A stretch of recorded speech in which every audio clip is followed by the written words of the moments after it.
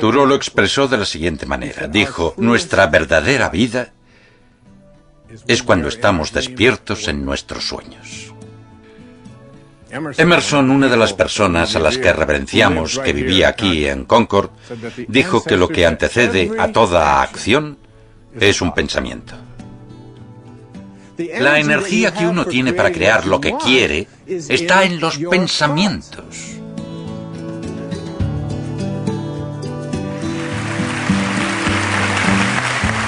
El profesor Wayne Dyer es un famoso autor de bestsellers, conferenciante y filósofo contemporáneo.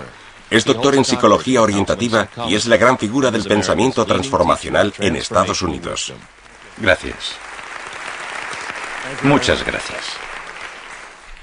Hay una solución espiritual para cada problema. Es una afirmación muy pomposa, pero este programa me encanta. Probablemente el lugar en el que nos encontramos sea el más adecuado para hablar de este tema. Estamos en Concord, Massachusetts, en la iglesia First Parish. Si miran aquí arriba, a mi derecha, hay un balcón en el que se sentaban Ralph Waldo Emerson y su familia cuando era niño los domingos. Su abuelo, William Emerson, era el pastor de la parroquia cuando aquel disparo se oyó por todo el mundo. El disparo que dio inicio a la Revolución Americana, a la que siguió la Revolución Francesa y todos los cambios que tuvieron lugar en la historia de la humanidad. Buena parte de todo aquello empezó aquí, en esta parroquia, en la parte en la que estamos hoy sentados. El tema de este programa son las ideas trascendentes. La idea de que dentro de cada uno de nosotros hay algo más que la mayoría de nosotros ni siquiera hemos empezado a aprovechar y que nos permite crear soluciones para lo que en nuestra vida llamamos problemas. El trascendentalismo nació aquí y el trascendentalismo no es un ismo al que uno pueda apuntarse, no se pagan cuotas. Debemos recordar que en los años 30, 40 y 50 del siglo XIX, en este país y en el mundo pasaban cosas que hoy nos parecen intolerables. En aquella época la esclavitud era una práctica aceptada, pero aquí en Massachusetts, en Concord, había gente como Emerson, Bronson Alcott, el padre de Louisa May Alcott, Nathaniel Hawthorne, Henry David Thoreau, gente que venía a la escuela de filosofía y planteaba ideas para abolir cosas como la esclavitud. Todas esas ideas y otras, como la idea de que, de alguna forma, la noción de que somos malvados, de que nacemos en pecado, de que en la gente hay algo malo, todo eso se habló aquí, en este lugar, en este precioso lugar donde nacieron nuevas ideas trascendentes.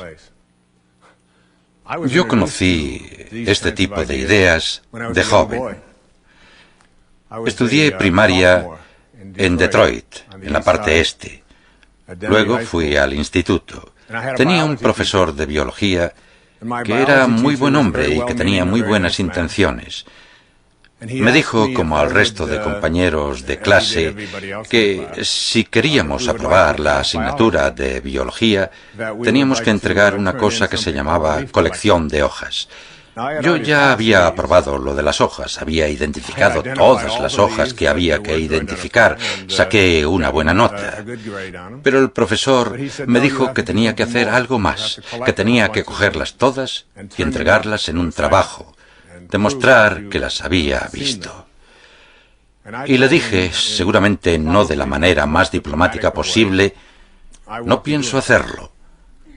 No le veo el sentido. Por aquel entonces mi familia atravesaba momentos muy difíciles. Yo trabajaba, mi madre lo estaba pasando mal, se estaban divorciando. A mí me pareció una pérdida de tiempo. Siempre he sido una de esas personas, y con esto no animo a hacerlo, sino que solamente digo que lo reconozco como un rasgo con el que he vivido toda la vida. Hacer cosas sin sentido es algo que siempre, como mínimo, he puesto en duda. E incluso he ido más allá, ateniéndome a las consecuencias. Creo que la que probablemente sea la frase más famosa de William Shakespeare, una frase que se cita mucho porque nos dice una gran verdad: ser o no ser. He aquí la cuestión. Creo que es algo con mucha fuerza y muy importante que uno debe preguntarse: ¿seré o no seré? Pero las frases que la siguen son incluso más elocuentes. ¿Qué es más elevado para el espíritu? ¿Sufrir los golpes y dardos de la insultante fortuna o tomar las armas contra un piélago de calamidades y haciéndoles frente acabar con ellas? Uno debe siempre preguntarse eso. Creo que es lo que yo hacía, aunque entonces no citaba a Shakespeare. Pero sabía que hacer cosas que no me parecían bien, que no tenían sentido, o que solo se hacían porque todo el mundo las hacía, no me cuadraba. Y cuando le dije a mi profesor de biología que no lo haría, me mandó al despacho del director. Estaba allí, sentado en un banco que se había ido desgastando generación tras generación por culpa de alumnos como yo, que esperaban para ver al director. Esperé y esperé el lunes, el martes, el miércoles, y por fin el jueves me acompañaron al despacho del director. Me dijo que todo el mundo tenía que hacer la colección de hojas y que yo no era mejor que nadie, y que si no la hacía, en verano tendría que volver a hacer biología. Pero durante los 3 días que pasé esperando a que el director decidiera qué pasaría conmigo, había libros para leer. Esperaban que, de alguna manera, incluso aunque no los leyéramos, por el hecho de sentarnos al lado, como Moisés, adquiriéramos algún conocimiento. Y uno de los libros que dejaban allí para leer lo había escrito un hombre que venía a esta iglesia, que vivía en esta ciudad, un hombre que se llamaba Henry David Thoreau. El libro se titulaba Walden o la vida en los bosques. Me leí Walden e iba de la naturaleza, de la veneración que debíamos sentir por todo lo natural, pero al final de esa edición había un ensayo también de Thoreau. El ensayo se titulaba La desobediencia civil. Y me gustaría recomendar a todos los que dirigen escuelas que si tienen niños que desobedecen y a los que quieren llevar por el buen camino, no les hagan leer a Thoreau. Y tampoco les pidan que lean el ensayo de Emerson sobre la independencia personal, que también estaba al final de aquella edición. En ese ensayo se hablaba de la importancia de posicionarse respecto a las cosas que a uno le parecen insensatas, de no encajar, de no ser lo que todos te dicen que tienes que ser. Para cuando fue jueves y tuve que entrar en el despacho del profesor, me sentía un filósofo estadounidense. Sentía que era alguien al que todos tenían que reconocer. Alguien sobre quien se habían escrito libros y no alguien a quien se le pedía que hiciera una colección de hojas. Entonces tenía una novia que se llamaba Mary Jo. Mary Jo era una de esas personas a las que llamamos empollonas. Era de las que no solo hacían la colección de hojas, sino que hacía un índice. Las clasificaba por colores, pedía hojas de eucalipto a Australia, hasta se ofreció a hacerme el trabajo. Y yo le dije, no, es cuestión de principios. No tiene ningún sentido obligar a la gente a hacer algo solo para que encaje y sea como el resto. Y esa fue mi introducción al trascendentalismo. Thoreau se convirtió en alguien por el que sentía mucha admiración. Y Emerson, al que se considera el profesor de América, por él siento un gran respeto.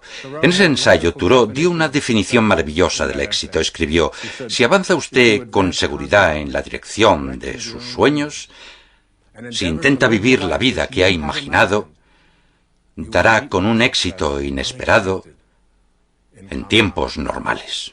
Siempre ha sido mi definición favorita de éxito. Avanzar con confianza, tomar las decisiones que tienen sentido para uno, ser independiente de la opinión de los demás, confiar en lo que llevas dentro. Estoy aquí para esto, oigo una musiquita dentro de mí y debo dejar que salga. Y muchos no lo hacemos. Cuando digo una solución espiritual para cada problema, quiero que todos los presentes me hagan un favor, si son tan amables. Quiero que se señalen a ustedes mismos. Todos, señálense un momento. Miren alrededor y vean cómo está la gente. Vean que nadie hace esto.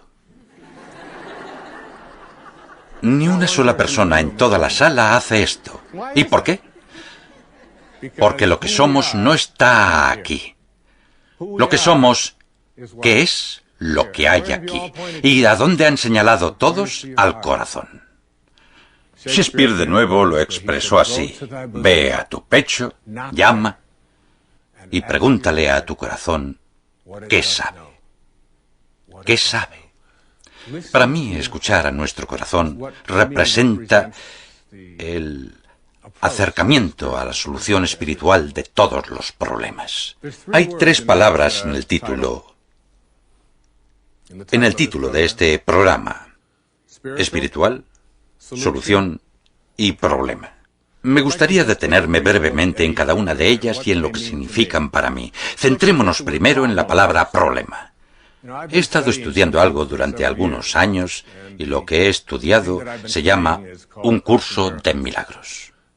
Un curso de milagros es una colección muy interesante de escritos brillantes. Creo que si el mundo se rigiera por ellos, quizá tendríamos muchísimos menos conflictos y luchas de los que tenemos entre nosotros, entre países, en la familia, etc.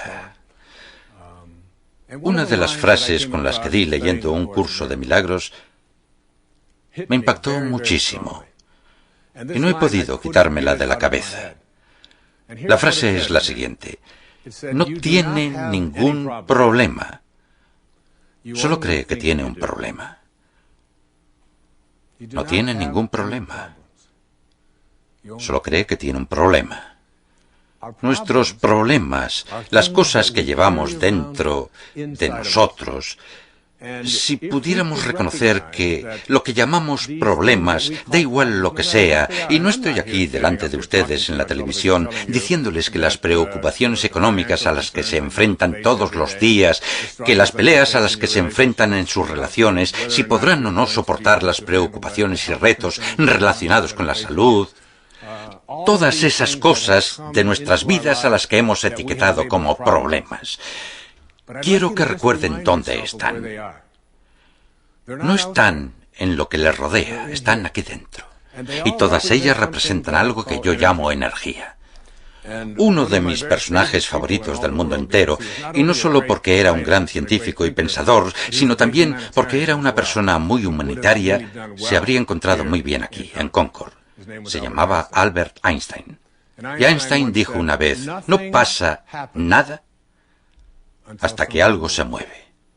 No pasa nada hasta que algo se mueve. Todo es movimiento. Las cosas nos parecen sólidas. El reloj que llevo en la muñeca parece sólido. Pero si cojo un microscopio y aumento la lente, si lo miro con un microscopio muy potente, veo que es un baile, que está vivo. Tiene moléculas. Dentro de esas moléculas hay todo tipo de átomos pequeñitos. Dentro de los átomos hay electrones, neutrones, protones, crutones y yo qué sé. Todas esas cosas que memorizamos en las clases de física y todo eso.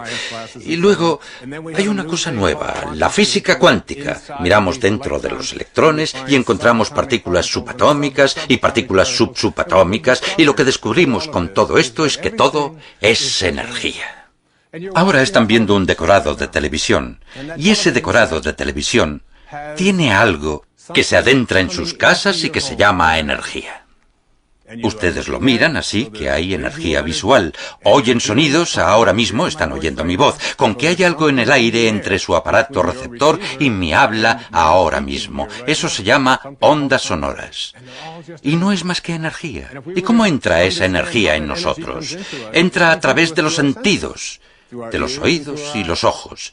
Y si nos tapáramos los oídos y cogiéramos toda la energía que llega a la sala, a nuestros oídos, y justo antes de que llegara a nuestros oídos se la mandáramos a un científico y le pidiéramos un informe sobre la energía, cuando miráramos el informe que nos devolvería para saber qué hay, qué es esto, la respuesta sería: hay mucho movimiento, hay mucha energía, parte muy rápida, parte muy lenta, parte potente, parte no tanto. Yo le preguntaría: ¿hay problemas en el informe? No, en la energía no hay problemas. Llega potente o no, llega rápida o lenta. ¿Y saben qué? Este es uno de los principios más importantes que pueden aprender y llegar a dominar en términos de identificar las cosas a las que llamamos problemas. La energía solo se vuelve algo que convertimos en problemas cuando, ya metida en nuestra cabeza, empezamos a procesarla de una forma determinada. Y mientras la procesamos de una forma determinada, nos vamos diciendo, esto va a empeorar, estoy viviendo una experiencia terrible, mi economía, acabo de tener una enfermedad muy grave o lo que sea, y cargamos con todas esas cosas. Lo que quiero que hagan en algún momento es abrir la Torá o el Antiguo Testamento, que lean el primer versículo del Antiguo Testamento o de la Torá. Y el primer versículo de la Torá, estos textos espirituales antiguos en los que todos confiamos y por los que nos regimos, dice, al principio, creó Dios los cielos y la tierra. La mayoría hemos leído al menos el primer versículo del primer capítulo del Génesis, ¿no? Y lo entendemos. Ahora vamos 31 versículos más adelante donde pone, y Dios vio que era muy bueno cuanto había hecho. Estamos ante una especie de gran acertijo, una dificultad para la mente. Dios lo creó todo. Y todo lo que creó Dios era bueno. Por lo tanto, ¿cómo podemos explicar lo malo? ¿Cómo explicamos el mal? ¿Cómo explicamos los problemas? ¿Cómo explicamos tantas cosas que forman parte de nuestra vida, de nuestra conciencia? Deben entender que todas esas cosas surgieron cuando inventamos algo llamado ego. Y el ego no es más que una idea que llevamos dentro. Y esta idea que llevamos dentro dice que yo soy alguien aparte, independiente de esta fuente de la perfección en la que me crearon. Que estoy separado de ella y que como resultado de esa separación soy lo que tengo, lo que hago, lo que la gente piensa de mí, mi reputación, y estoy separado del resto de personas y separado de Dios. La otra frase con la que di leyendo un curso de milagros y en la que también aparece la palabra problema es la siguiente. Si usted tiene un problema, el único problema que tiene es que cree que está separado de su fuente. El momento en que asumimos la idea de que estamos separados de nuestra fuente y dejamos de creer en la integridad de nuestra mente, el momento en que asumimos eso, empezamos a desarrollar algo llamado problemas, algo llamado falsas ideas. Y me gustaría decirles que todos los problemas que tenemos, tal como lo veo yo, no son más que un error, una idea falsa. ¿Y cómo hacemos algo con estos errores que tenemos? Están en nuestra mente. Miren, en casi toda la literatura espiritual se dice que una persona es lo que piensa. Emerson, una de las personas a la que reverenciamos que vivía aquí en Concord, dijo que lo que antecede a toda acción es un pensamiento. En cuanto uno empieza a entender que lo que piensa, sus pensamientos, es lo que se expande y se convierte en su vida, comienza a tener mucho cuidado con lo que piensa, mucho cuidado. Así que si piensas, vaya, estoy resfriado, empieza por la nariz, pero mañana probablemente habrá bajado a la garganta y el miércoles al pecho. Parece que siempre pasa así. El jueves tendré fiebre, siempre me resfrío, que nadie lo dude, tendré que tomarme el viernes libre. Estamos a lunes, está resfriado, pero en su mente, en sus pensamientos, se está tomando el viernes libre por la fiebre. ¿Y quién lo iba a decir? Su cuerpo empieza a reaccionar a ese pensamiento que no es más que un error de la inteligencia para empezar. Pongamos que tienen un sistema de creencias según el cual 2 más 2 son 7. Por algún motivo están obsesionados con que 2 más 2 son 7. Cogen la calculadora y la reajustan de manera que parezca que el resultado de 2 más 2 sea 7. Luego intentan cuadrar las cuentas y que su vida funcione basándose en la formulación de que 2 más 2 son 7. Verían que su vida, económicamente, no cuadraría casi nunca. Cada vez que pulsaran los botones y esos números, nada funcionaría. La pregunta es, ¿qué hago para corregir ese error en mi forma de pensar? Y ahí aparece la palabra solución. Pero no podemos introducir la solución hasta que entendamos que todo lo que tenemos, todas las relaciones que tienen, todas las relaciones de las personas que ahora nos están viendo, están en su mente. No pueden ustedes colocarse detrás de los ojos de otros seres humanos y ser ellos. Solo pueden procesar las relaciones a través de los pensamientos. Si sus pensamientos sobre la persona a la que quieren tienen que ver con lo que no funciona, con lo que no les gusta, con lo que deberían ser, con lo que eran, con lo que les decepciona, con lo mal que habla, con su lenguaje, con lo que sea, si eso es lo que piensan es lo que se expande y más de lo que piensan seguirá poniéndose de manifiesto en su vida, les guste o no. Es una de las grandes ironías. Siempre le digo a la gente que si entiende este concepto, la mejor manera de explicarlo es ejemplificándolo con dinero. Si yo tuviera $1.000.000, lo cogiera y se lo diera a uno de ustedes, este $1.000.000 es para que vaya al centro comercial y en todas las tiendas en las que vea algo que le gusta mucho, lo compre. Vaya a donde vaya, si le gusta mucho, cómprelo. Usted coge el $1.000.000, está encantado, entra en la primera tienda que ve y hay una alfombra que da vergüenza, horrorosa, horrible, no pega con nada que tenga en casa y vale $10.000. La mira y piensa, en la vida querría esa alfombra, tenga $10.000, mándemela a casa. Va a la siguiente tienda del centro comercial y ve una lámpara que pega con la alfombra, ¿vale? Mira la lámpara, que es horrorosa, y piensa, es lo más feo que he visto en mi vida, mándeme 2 a casa. Y cada una cuesta $5.000. Hasta ahora se ha gastado $20.000 del dinero en cosas que no quiere. Y a lo largo del día, cada vez que ve algo que no quiere, gasta energía y dinero en mandarlo a casa. Luego llega a casa y reflexiona, ¿por qué tengo la casa llena de cosas que no quiero? Y la respuesta es, está loco. Eso se llama locura. Tiene energía para gastarla en lo que quiere y no hace más que gastarla en lo que no quiere. Y aquí la metáfora es que sus pensamientos funcionan exactamente igual. La energía que tiene para crear lo que quiere está en sus pensamientos, y si quiere que su relación sea fantástica, que sea perfecta, que sea bonita, tiene que empezar a tener esos pensamientos que son los que le van a crear eso. Si al contrario dedica sus pensamientos a lo que esa persona no es, a lo que debería ser, a lo que era, a lo que no funciona, verá que eso es lo que sigue aflorando, y esto es así en todos los ámbitos de la vida. Cambiar la mente, cambiar de pensamientos, es la manera de cambiar los problemas a los que nos enfrentamos en la vida. ¿De acuerdo? Y ahora, la palabra espiritual en hay una solución espiritual para cada problema. No estoy hablando de nada que tenga que ver con la religión organizada o de la religión de nadie. Respeto el derecho de todo el mundo a la libertad de culto y a formar parte de la organización que escoja. Y no estoy aquí para reclutar a nadie. No pertenezco a ninguna organización. No estoy aquí para convencerles de que sean otra cosa aparte de una persona feliz y realizada que entienda que hay una manera de dar con una solución espiritual para las cosas de su vida que no le gustan. Las falsas ilusiones, los errores que ha cometido.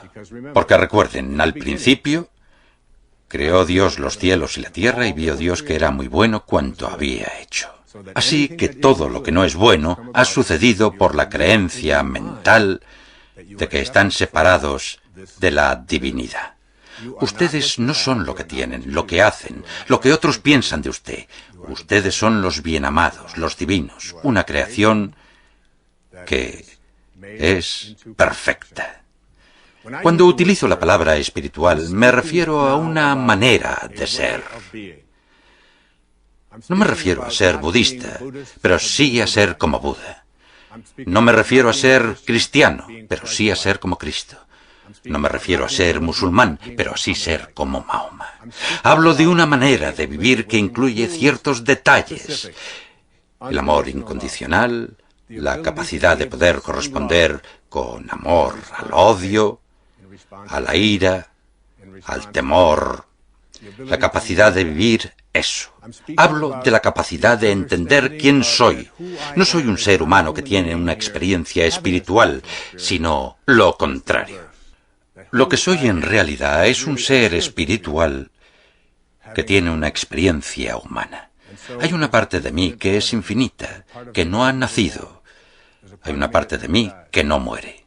Siempre digo que una de las claves para ser más consciente de esto es tener la capacidad de salirse de quien se es y de convertirse en el observador de la vida de uno mismo. Y cuando se hace eso, se entra en sintonía con lo infinito. Carl Jung, en mi opinión, uno de los grandes maestros que han habitado la Tierra, dijo que la cuestión más relevante de la vida de una persona es su relación con lo infinito.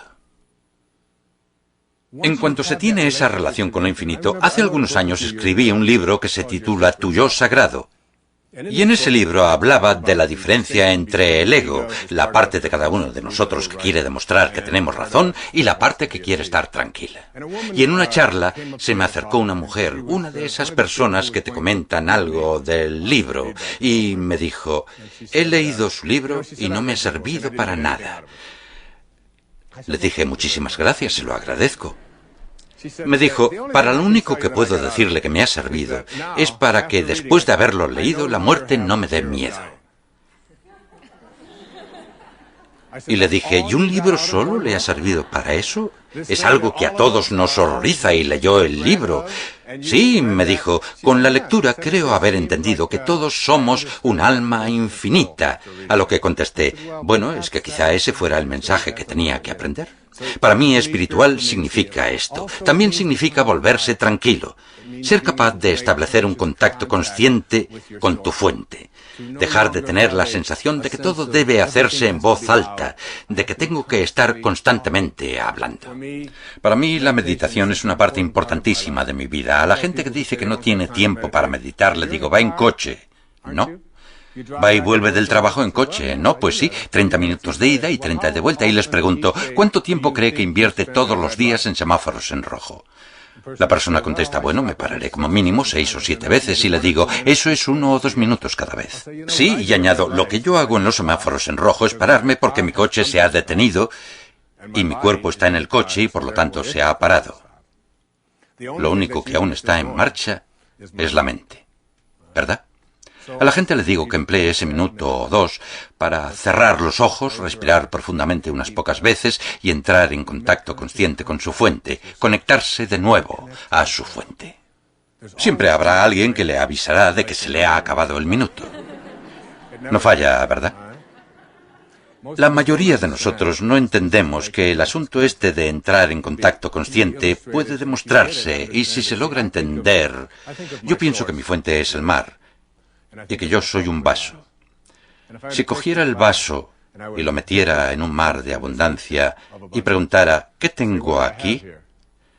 Lo que tengo es un vaso de mi fuente. No es muy grande, ni muy fuerte, pero es un vaso de mi fuente a la que siempre estoy conectado. Y si cogiera una gota de esta fuente, la vertiera aquí y le dijera a la gota de agua, me gustaría que crearas vida y la preservaras, que obraras milagros, que acabaras con todos mis problemas. Miras la gota de agua separada de su fuente y ves que cambia de estado, pasa de ser un líquido a ser un gas, y al final acaba volviendo a la fuente. No tiene ningún otro lugar al que ir. Solo hay una fuente, pero mientras la gota de agua está separada de su fuente, pierde todos los poderes de la fuente. Y esta gota de agua separada de su fuente Es un símbolo o una metáfora de su ego, la parte de ustedes que cree que se han separado de la divinidad en la que fueron creados. Y mientras estén aquí creyendo que están separados, no entenderán los poderes que se obtienen cuando se descubre la manera de conectarse de nuevo a la fuente y volverse tranquilo, volverse alguien que está en contacto consciente con su fuente. Es lo que quiero que reflexionen. Porque cuando dejen atrás el ego, cuando dejen atrás la idea de que estoy separado de la fuente y vuelva a conectarme a ella, todos los poderes de la fuente, del mar, los poderes de crear vida y preservarla, de curar, de llenar mi vida de abundancia, de hacer que mis relaciones sean divinas y bonitas, los poderes de agradecer, de ser milagroso. Como uno de mis profesores, Abraham Maslow, dijo una vez, la gente que se realiza, la gente que vive a los más altos niveles es gente que debe ser lo que puede ser, que debe ser lo que potencialmente es capaz de ser. Y a eso me refiero cuando hablo de estar en un mundo espiritual. Uno de mis poetas persas preferidos, Rumi, que vivió en el siglo XIII, dijo: vende tu inteligencia y compra perplejidad. Vive en estado de perplejidad.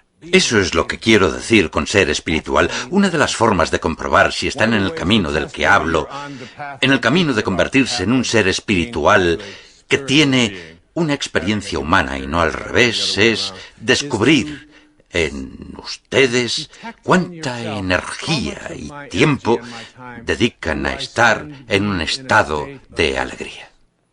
¿Hasta qué punto soy alegre o taciturno o depresivo? ¿Hasta qué punto cuando vuelvo a casa con mi familia, con la gente a la que quiero, hasta qué punto anticipo cómo será cuando llegue a casa? ¿Estoy más deprimido? ¿Estoy más infeliz? ¿Me fijo más en el lado pesimista de la vida? ¿Siento siempre que algo puede salir mal? ¿Estoy más atento a lo que no quiero? Porque si uno piensa más en lo que no quiere y lo que uno piensa es lo que aflora, lo que no quiere será precisamente lo que se pondrá de manifiesto continuamente en su vida. Seguirá comprando. Otro de los elementos de lo que llamamos espiritual en estas tres palabras en este programa es la sensación de hasta qué punto se sienten conectados a otras personas. A ver, el ego es la parte de nosotros que cree que estamos separados unos de otros. Yo estoy separado de usted y usted está separada de mí. Usted tiene otro cuerpo. Yo estoy separado de lo que me gustaría atraer a mi vida y estoy separado de Dios. Cuando uno adopta un enfoque espiritual de la vida, empieza a verse conectado a todo el mundo y a todas las cosas, y la competencia es sustituida por algo llamado colaboración. Y cuando ves a otro ser humano sufriendo, luchando, sabes que una parte de ti sufre y lucha, y empiezas a tender la mano en lugar de retraerte y pensar en qué sentido me afecta eso a mí. Es casi como si tuvieras que hacer un cambio. Hay una historia maravillosa y me gustaría compartirla con todos ustedes. Esta historia... Esto es algo que ocurrió en los Special Olympics en Seattle. Y es una historia real. Cuando la leí captó muchísimo mi atención y pensé que cuando hiciera este programa la compartiría con el resto del mundo. Hace unos años, en los Special Olympics de Seattle, 9 participantes, todos discapacitados físicos o psíquicos, se dirigieron a la línea de salida de la carrera de 100 yardas. Tras el disparo, todos empezaron a correr. No exactamente rápido, pero deseosos de correr, acabar y ganar. Todos excepto un niño pequeño que tropezó, dio un par de volteretas y empezó a llorar. Los otros 8 oyeron al pequeño llorar, aminoraron la marcha, miraron atrás, dieron media vuelta y fueron donde él, todos ellos. Y una niña con síndrome de Down se agachó, le dio un beso y le dijo: ahora te encontrarás mejor. Luego los 9 se cogieron del brazo y se dirigieron juntos a la meta. Todo el público se levantó y los aplausos duraron varios minutos. ¿No es una historia bonita? A este tipo de cosas me refiero cuando utilizo la palabra espiritual. Una sensación de ser conscientes de que no se trata de ser mejor que otra persona. Creo que la verdadera nobleza nada tiene que ver con ser mejor que otro. Consiste en que uno sea mejor de lo que era. Y de mí sé lo siguiente. Si alguna de las personas que ve este programa o que está presente hoy aquí diese la charla, yo podría estar sentado entre el público y tendría tanto que aprender de lo que ustedes me dijeran, como tienen ustedes que aprender de lo que puede que yo les diga. De lo que hoy estoy seguro es que solo soy mejor de lo que era. Como hombre, como padre, como escritor, como orador. Sé que soy mejor de lo que era. E intento que sea algo que hago todos los días, ser un poco mejor que antes. A eso me refiero cuando utilizo el concepto de espiritualidad. Así pues, tenemos problema que es un error de la inteligencia, puesto que creemos que estamos separados de la fuente. Son cosas que llevamos dentro. Recuerden que si de repente a alguno de ustedes le dieran un golpe y perdieran la capacidad de pensar, todos sus problemas desaparecerían, ¿no? Espiritual significa alegría, amabilidad, significa tranquilidad, significa amor, significa perdón, significa vivir estos principios sintiéndote conectado y sabiendo que eres infinito. Y finalmente la palabra solución. ¿Y cuál es la solución? La solución es la parte más emocionante del programa. Para mí, la solución representa la capacidad de introducir en tu vida algo que haga que lo que llamamos problemas desaparezcan, se disuelvan y queden anulados. Y a eso me refería cuando hace un rato he hablado de energía. La energía llega rápida o lenta, potente o débil. Y la energía rápida y potente anula a la energía lenta y débil, una sala oscura. La oscuridad es, si la miden, una energía más lenta y débil que la luz. Y cuando ustedes llevan luz a una sala oscura, la oscuridad desaparece. Y eso es una metáfora que sirve para absolutamente todos los problemas, preocupaciones y luchas a los que se enfrentan en su vida. Hace mucho tiempo, 800 años atrás, vivió un pequeño hombre que renunció a todas sus posesiones. Vivía en un pueblecito de Italia, cerca de Florencia, llamado Asís.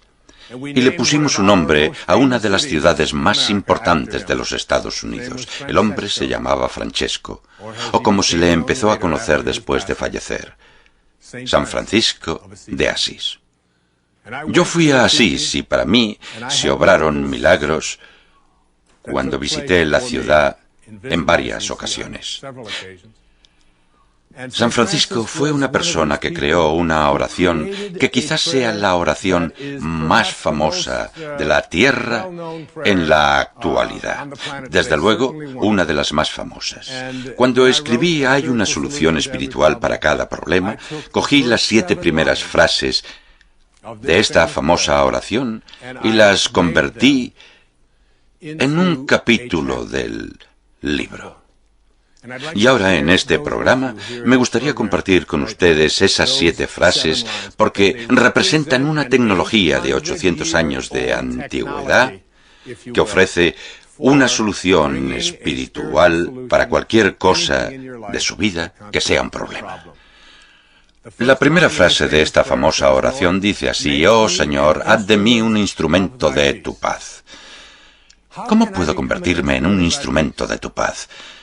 El ego es la parte de nuestro ser que quiere estar en guerra, que quiere derrotar, que quiere acumular, que quiere ser mejor, que siempre quiere más.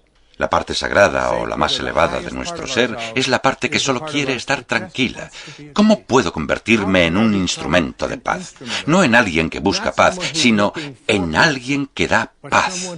Todos los días hay oportunidades. Hace unos días estuve en una gasolinera donde había un tren de lavado y había un joven, tendría unos 18 o 19 años. No hablaba inglés muy bien y no acababa de entender cómo funcionaba el el tren de lavado.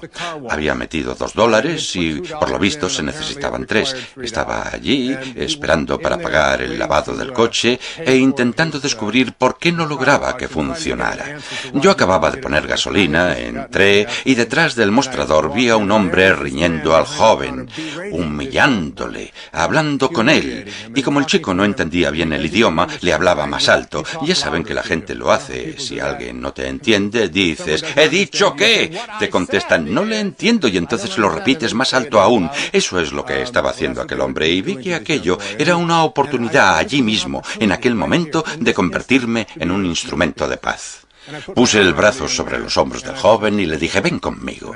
Fuimos a la máquina, saqué $1, lo introduje y el joven se fue extremadamente feliz. Un pequeño incidente. Este tipo de cosas les sugiero que piensen en el día de hoy, en 5 ocasiones en las que puedan ser un instrumento de paz, y encontrarán una en el camino de regreso a casa, en la autovía. Encontrarán a alguien que no les dejará incorporarse, encontrarán a alguien que no les dejará adelantar, y en lugar de molestar a esa persona, de enfadarse con ella, intenten mandarles algo llamado paz. En el salpicadero del coche llevo una frase maravillosa que dice así, «Puedo escoger la paz en lugar de esto». Y siempre me recuerda que, independientemente de lo que esté viviendo, quiero ser un instrumento de paz. La segunda frase de la famosa oración es la siguiente, «Donde haya odio, que yo ponga amor».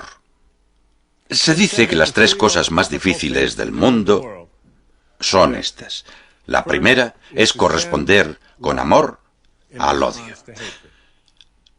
La segunda es defender a los ausentes, es decir, convertirse en el portavoz de la persona a la que se critica. Yo lo hago todo el rato con mis hijos cuando empiezan, «Esta ha dicho esto y este ha dicho esto otro». Les digo, «Disculpad, pero aquí ¿quién está defendiendo a la persona ausente? ¿Por qué tiene que defenderla a alguien? Bueno, pues yo haré de esa persona, si no os importa». Y la tercera es reconocer que te has equivocado, lo que no significa necesariamente decir «he cometido un error». Significa decir «llevo años escogiendo mal con la mente. He estado fijándome en lo que no quiero, en lo que los demás esperan de mí, en cómo debería ser el mundo, en cómo era antes, y no entiendo por qué no hace más que aflorar lo que yo no quiero, lo que los demás esperan de mí, lo que desprecio». Debo reconocer, casi debo redactar de nuevo el acuerdo que tengo con la realidad. Hay una mujer a la que admiro muchísimo y que falleció hace poco. Se llamaba Madre Teresa. Una mujer a la que adoraban personas de todo el mundo, independientemente de la religión que profesaran. Y esta es una de las cosas que decía la Madre Teresa. Cuando la gente me pregunta cómo hacerlo, cómo hacer que esto funcione, les digo, esta es una manera. Y la introduje en el libro, y quería decirla en este programa. Se llama El análisis final. La Madre Teresa decía lo siguiente, y es algo lleno de belleza, y tiene mucho que ver con lo que decía San Francisco en el siglo XIII, porque era un hombre al que ridiculizaban en todas partes. Iba por ahí intentando enseñar a la gente, ofreciéndole la solución espiritual a sus problemas. Si en su mundo hay odio, eso es un campo energético con energía de menos potencia y más lenta que la energía del amor. Si llevas el amor ante la presencia del odio, invalidarás el odio como la luz invalida la oscuridad. Pero casi todos nosotros, cuando vemos odio, reaccionamos de la misma manera. Hay un libro maravilloso al que le tengo mucho cariño titulado El poder contra la fuerza. Lo escribió un psiquiatra llamado David Hawkins. También es doctor en psiquiatría. Nos habla de que el género humano no ha evolucionado porque cada vez que tenemos una disputa, lo que hacemos en esa disputa es que si alguien siente odio o ira o alguna de esas energías tan y tan poco potentes, reaccionamos con la misma energía, con odio e ira. Y lo que hacemos es crear una fuerza contraria, y esa fuerza contraria debilita a todos los que estén en su campo energético.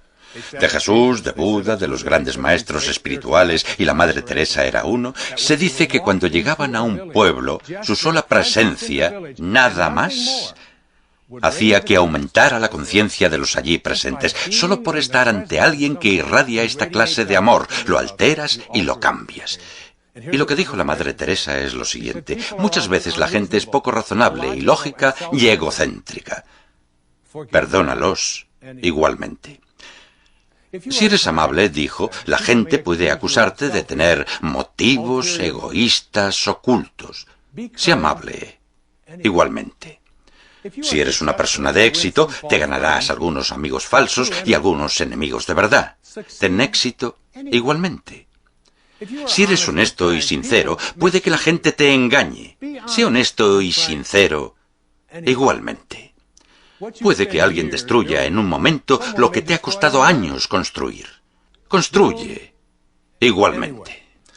Si encuentras la serenidad y la felicidad, puede que tengan celos. Sé feliz igualmente. El bien que hoy hagas, mucha gente lo olvidará mañana. Haz el bien igualmente. Dale al mundo lo mejor que tengas y puede que nunca sea suficiente. Dale al mundo lo mejor que tengas igualmente. Mirad, dijo, en el análisis final es todo entre tú y Dios, no entre tú y ellos, con que igualmente. ¿A qué es bonito? Es de la Madre Teresa y deberían aplaudir porque se lo merece. Gracias.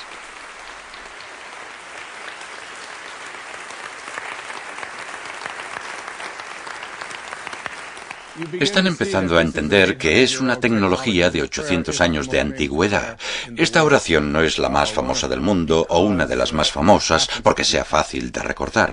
Esta oración de San Francisco la veneran gentes de todas las religiones del mundo porque representa una solución espiritual a cualquier problema al que puedan enfrentarse.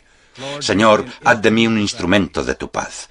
Donde haya odio, que yo ponga amor. Donde haya ofensas, que yo ponga perdón. ¿Cómo puedo poner perdón en presencia del daño? ¿Qué es el perdón sino indulgencia?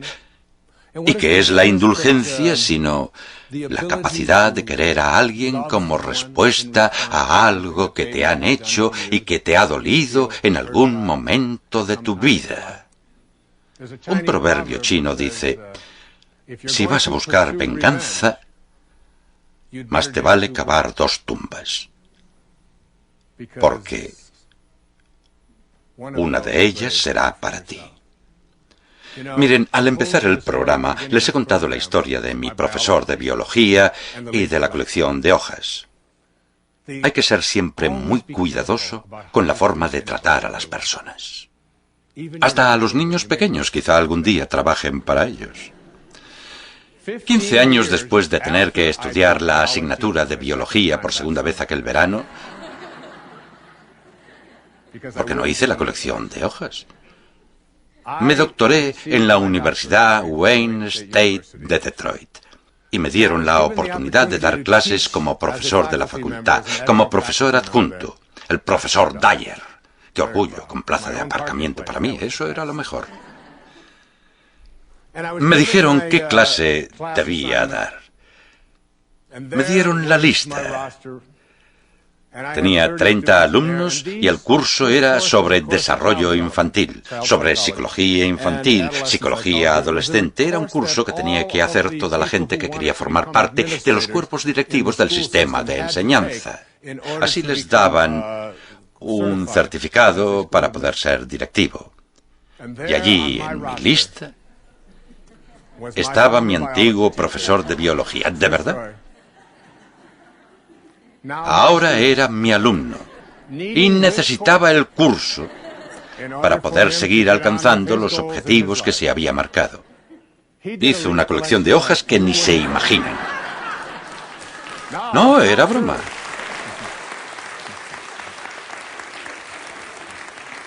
Nada de venganzas, ni siquiera se lo dije, pero pensé muchas veces en mandarle a Australia a por hojas de eucalipto. Es uno de los requisitos del curso, todo el mundo tiene que hacerlo. Pero no lo hice. Donde haya duda, ponga yo la fe. ¿Cómo puedo poner fe en presencia de la duda? Rabindranath Tagore, el gran poeta indio, dijo una vez que la fe es el sonido que emite el pájaro cantor antes del amanecer. Antes del amanecer. El pájaro cantor tiene una fe increíble. Sabe que el amanecer está llegando y la capacidad de cada persona de adentrarnos en nosotros mismos y encontrar algo dentro de nosotros. Hoy alguien me ha dicho, las cosas de las que habla están bien, pero yo soy ateo. Y yo le he dicho, intenten no pensar en ello en términos de pertenecer a un sistema perfecto o de pensar si Dios existe o no existe de la manera que le han enseñado. Intente pensar en ello como una presencia. Cuando esta noche se acuesten,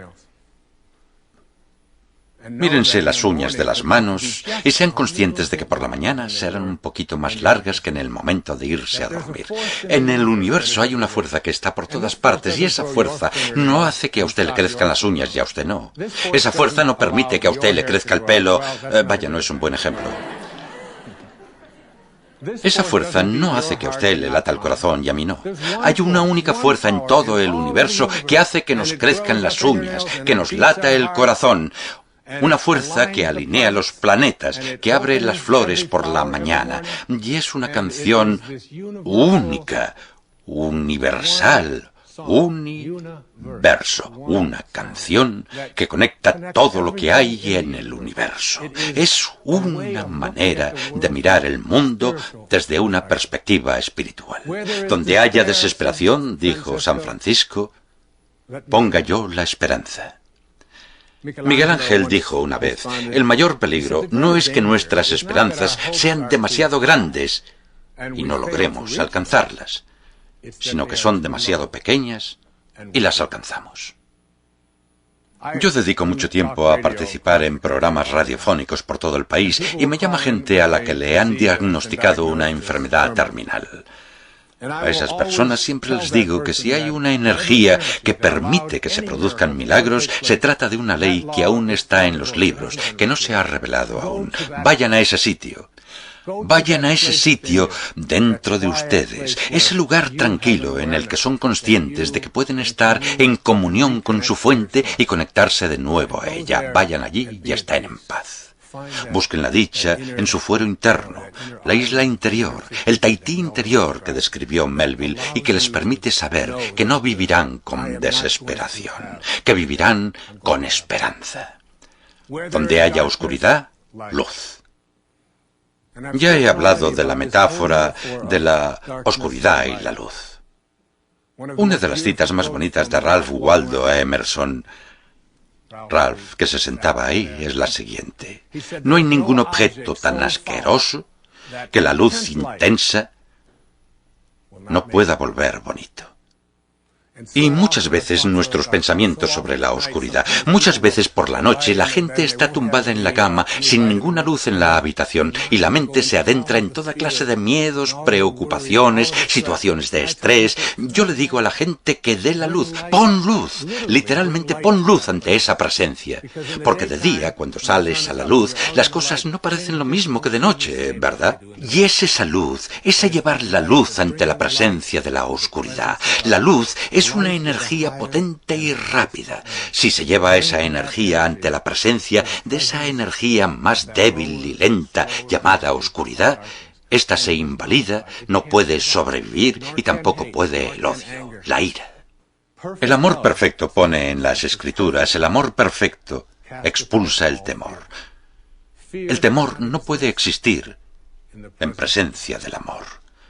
Y la tristeza no puede existir en presencia de la alegría. Donde haya tristeza, ponga yo alegría, dijo San Francisco. Voy a buscar una manera dentro de mí de llenar mi vida de alegría. Muchas personas de mi vida me han procurado grandes alegrías. Algunas están hoy aquí. Una es una mujer que ha trabajado para mí durante más de 20 años. Aún no ha entendido el concepto de no tener accidentes y se lo he explicado una y otra vez. Cuando alcanzas el nivel de conciencia del que hablo, accedes a cosas llamadas intuición y perspicacia. Y ya no vuelves a caer de nuevo por estos mundos de problemas. Se llama Maya Lebo, está sentada aquí. Gracias por haber venido, que Dios te bendiga. En mi vida hay muchísima gente maravillosa y con mucha fuerza. Todos han hecho algo por mí. Han aportado alegría en momentos de la vida, de preocupaciones, miedo, sufrimiento, algo de tristeza. Cuando veo a estas personas, sé que estoy viviendo esa oración. Miren, cuando criaba a mis hijos, y aún lo hago, a una de las pequeñas, se llama Sky, de bebé le encantaba sentarse encima de mi estómago cuando estábamos en la piscina o en el mar. Se sentaba allí y le encantaba cantar. Y cuando se sentaba allí cantábamos una canción. Yo metía los brazos en el agua y ella se quedaba allí sentada, tendría 1 año o 1 año y medio, y se reía, estaba siempre riéndose, guapísima. Y cantábamos una canción. Y recuerdo que volví un día a casa y escribí la letra porque me pareció que algunas de las cosas más sencillas que nos decimos continuamente a veces se repiten porque están llenas de sabiduría. Como la cita de Shakespeare que he empleado antes, ser o no ser. He aquí la cuestión. Es la cuestión fundamental que Emerson, Thoreau, Alcott, Hawthorne, Julia Ward Howe y toda esa gente que venía aquí, Louisa May Alcott, se preguntaba. Pedían a la gente que se fijara en su vida y buscara dentro de su propia divinidad, que no lo dudara y que no lo criticara. Y mientras cantábamos esa canción, me pareció que tenía mucho significado, que tenía mucho sentido. Y la canción dice así, casi todos ustedes la conocen, cantábamos rema, rema, rema. Y mientras cantábamos rema, rema, rema, yo pensaba que para mí eso significaba sal a tu vida y sé, trabaja, haz. Porque cuando naces, Khalil Gibran, el poeta libanés, dijo, cuando naces tu misión es colocada en tu corazón. Has venido a hacer algo. En este universo no hay errores. Los únicos errores son los que pensamos nosotros al creer que estamos separados de la perfección en la que fuimos creados. Rema, rema, rema en tu barca. No remes en mi barca. No remes en la barca de otra persona. No intentes remar en una barca porque alguien te dice que debes hacerlo. Rema, vive, trabaja en tu propia barca. ¿Y cómo remas en esa barca? Siempre con delicadeza, siempre con delicadeza, siempre con amor, siempre con paz, siempre con amabilidad. Rema en tu barca de esa forma, rema en tu barca con delicadeza, siguiendo la corriente. No remes contra la corriente. Te quedarás sin energía y no harás más que crear una fuerza contraria de frustración. Métete en la corriente de la vida y rema en tu barca con delicadeza, río abajo, con la corriente de la vida, con el gran Creador, con alegría, siempre jubilosos, siempre dichosos, con alegría, con alegría, con alegría, con alegría. ¿Y saben qué? Thoreau lo expresó de la siguiente manera. Dijo, nuestra verdadera vida es cuando estamos despiertos en nuestros sueños, porque la vida no es más que un sueño. Cantemos todos juntos, solo un momento. ¿Preparados? Row, row, row your boat gently down the stream. Merrily, merrily, merrily, merrily, life is but a dream. No es más que eso, solo un sueño. Que Dios les bendiga y gracias por haber venido.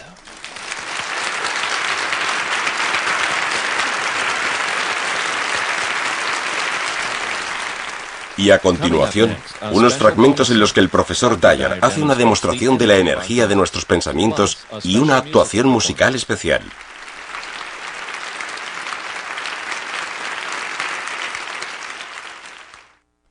Todos los pensamientos tienen una energía. Todas las cosas del universo tienen una energía. Y esto no es solo palabrería científica. Estamos empezando a descubrir, a través del trabajo que han hecho algunos kinesiólogos, que todos los pensamientos tienen una energía. Y que hay pensamientos que tienen una energía muy débil y lenta, y que los hay que la tienen muy potente y rápida. Y esto puede medirse en términos de cómo nos afectan y qué impacto tienen en nosotros. Una de las mejores maneras de verlo es pidiéndole a alguien que no haya participado nunca en esto que salga para hacer una pequeña demostración. En El poder contra la fuerza, David Hawkins habla de esto de una manera que llama la atención.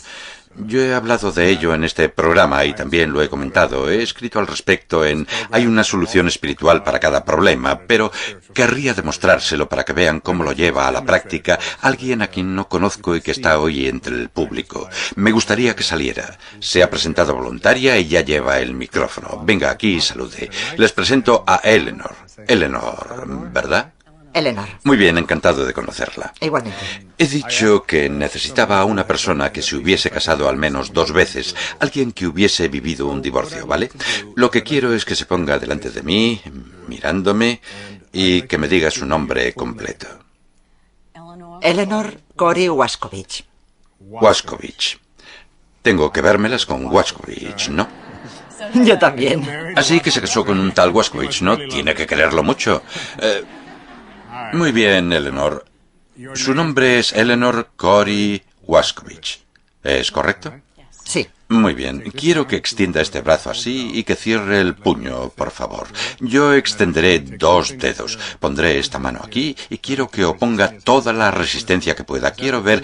¿Ha dicho la verdad? Sí. ¿Se llama Eleanor Cory Wascovich? Le estoy diciendo la verdad. Me está diciendo la verdad. Voy a hacer fuerza. Quiero que oponga toda la resistencia que pueda. ¿Hace fuerza? ¿Estoy presionando? ¿Lo nota? Sí. Muy bien. Ahora quiero que se invente un nombre. Cuando le pregunte cómo se llama, por mucho que yo intente persuadirla de lo contrario, quiero que me diga que usted se llama así. Quiero que me mienta. Será perdonada. ¿De acuerdo? Es solo una demostración. Bien. Muy bien. ¿Cómo se llama? Me llamo Hilda Smith. Hilda Smith. Sí. Muy bien. Me dice que se llama Hilda Smith. Eso le digo. ¿Y es verdad? Sí, por supuesto. ¿Es verdad? Es verdad. ¿Cómo se llama? Hilda Smith. Y es verdad. Es verdad. Muy bien, siga pensándolo y haga toda la fuerza que pueda. Ahora dígame cómo se llama de verdad. ¿Cuál es su auténtico nombre? Mi nombre es Eleanor Cory Wascovich. ¿Me dice la verdad? Le digo la verdad. Aguante, muy bien. Ahora quiero que me dé el otro nombre. ¿Cómo se llama? Hilda Smith. ¿Y es verdad? Es verdad. ¿No me miente? No le miento. Bien, siga pensando eso. Lo sigo pensando. Haga toda la fuerza que pueda. ¿Ve la diferencia? Desde luego. Exacto. No podía mantener el brazo arriba. Podríamos habernos ahorrado $93 millones trayendo aquí al presidente Clinton. No hace falta. Muy bien.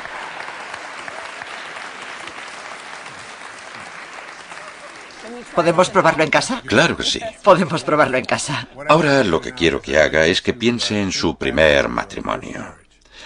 Hubo un momento en el que usted se dio cuenta o pasó algo y fue consciente de que ese matrimonio no podía seguir.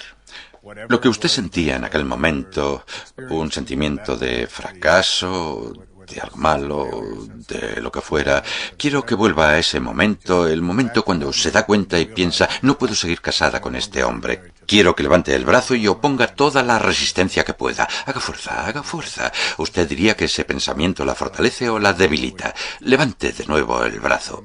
Vuelva a ese momento, ¿de acuerdo? Un momento triste, se nota, y oponga resistencia. ¿Diría que ese pensamiento la fortalece o la debilita? Ese momento me hizo fuerte. Vuelva a intentarlo, haga fuerza. Y entonces, ¿por qué puedo empujarle el brazo hacia abajo? No lo sé. Bien. Dígamelo usted. Muy bien. Ahora quiero que piensen, ¿ahora está casada? Sí. ¿Está felizmente casada con Wascovich? ¿Va a hacerlo del brazo? No lo voy a probar, no pasa nada. ¿Ah, no? Muy bien, extienda el brazo. Quiero que piense en este momento. Quiero que piense en este matrimonio, en el hombre con el que está casada y lo que siente ahora por él, que está enamorada de este hombre. Extienda el brazo y oponga toda la resistencia que pueda. Aguante. ¿Diría que ese pensamiento la fortalece o la debilita? Me fortalece. Bien, pensar en su matrimonio actual y en la persona a la que quiere la fortalece más que... Quiero que piense en un momento de su vida y no quiero que lo comparta aquí en la televisión. Solo quiero que piense en un momento de su vida en el que sintió vergüenza. Algo que hizo Eleanor de niña, de mayor, lo que sea, de lo que se avergüence. No hace falta que lo comparta, pero quiero que se centre en ese pensamiento y en la sensación que se tiene a partir de este. ¿Cómo se vive ese momento? ¿Puede recordar ese momento? Muy bien. Extienda el brazo. Piense en algo que le da vergüenza. Se avergüenza de algo. O ponga toda la resistencia que pueda, ¿de acuerdo? ¿Qué diría? Que me siento débil. A ver, inténtelo otra vez. Aguante todo lo que pueda. Sí. ¿Siente vergüenza? ¿Preparada? Es casi como si no tuviera nada de fuerza. La vergüenza por algo hecho en las matemáticas de la conciencia tiene la mínima potencia, ¿de acuerdo? Ahora quiero que piense un momento en alguien de su vida que represente la energía espiritual más potente posible. Ya sea Buda, Jesús, la Madre Teresa, San Francisco, cualquier persona que haya estado en este planeta y que para usted simbolice los valores espirituales más elevados. ¿Quién sería? Para que todos podamos imaginárnoslo. La Madre Teresa. La Madre Teresa. Bien, extienda el brazo, por favor. Quiero que se imagine a la Madre Teresa y lo que significa haga fuerza. ¿Ese pensamiento la fortalece o la debilita? Está usted confundida, señora. Otra vez. La Madre Teresa. La Madre Teresa. Muy bien. Ahora quiero que se imagine a alguien que simboliza el mal. Le ayudaré un poco. Adolf Hitler, por ejemplo, ¿de acuerdo? Alguien que representa, que simboliza el hecho de meter a niños en hornos. Alguien que tenía una solución final. Alguien que es un símbolo de lo que nosotros despreciamos. O Charles Manson, por ejemplo. ¿Puede imaginarse a Hitler? Sí, sí. Muy bien. Extienda el brazo y no deje de pensar en esa imagen. Ahora oponga resistencia. Aguante todo lo que pueda. Diría que ese pensamiento la fortalece o la debilita. Me debilita. Ahora piense en la Madre Teresa. Cambie de pensamiento. Piense en la Madre Teresa. Ahora en Hitler. Cambie de pensamiento. ¿Ve la diferencia? Sí. Muy bien. Cada uno de sus pensamientos tiene una energía, y cuando el pensamiento está entre las energías potentes, las energías del amor, de la amabilidad, de la aceptación, hay muchas y lo podríamos demostrar aquí. Con esas energías usted tiene más fuerza, pero cuando piensa algo relacionado con el odio, la vergüenza, el mal, pierde fuerza. Muchas gracias. Gracias a usted. Que Dios le bendiga.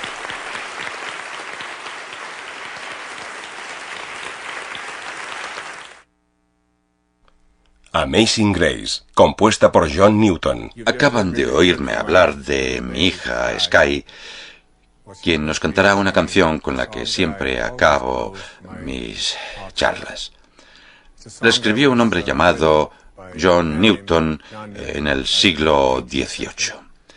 Es un símbolo o metáfora, si quieren, de todo lo que he comentado hoy aquí. A lo que yo llamo energía potente y rápida, él lo llamó gracia.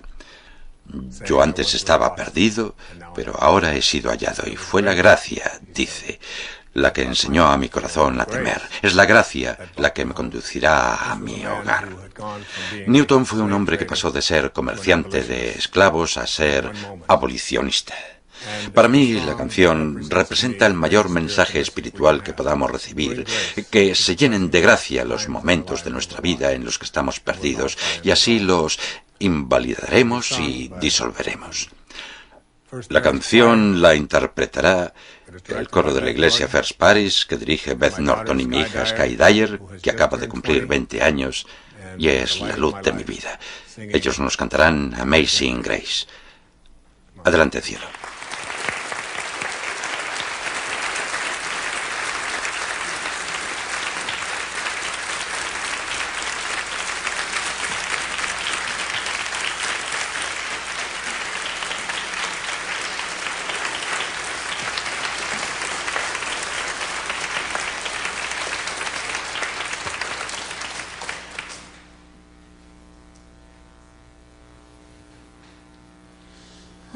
Amazing grace, how sweet the sound that saved a wretch like me.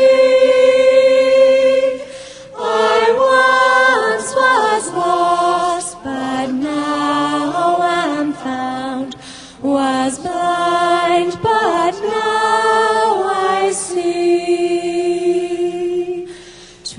'twas grace that taught my heart to fear, and grace my fears relieves.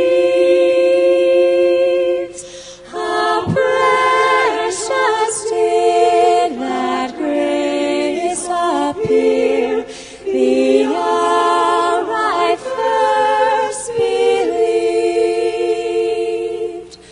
Through many dangers, toils, and snares, I have already come. 'Tis grace that brought me safe thus far, and grace will lead me home. Amazing grace, how sweet the sound that saved a wretch like me. I once was lost, but now am found, was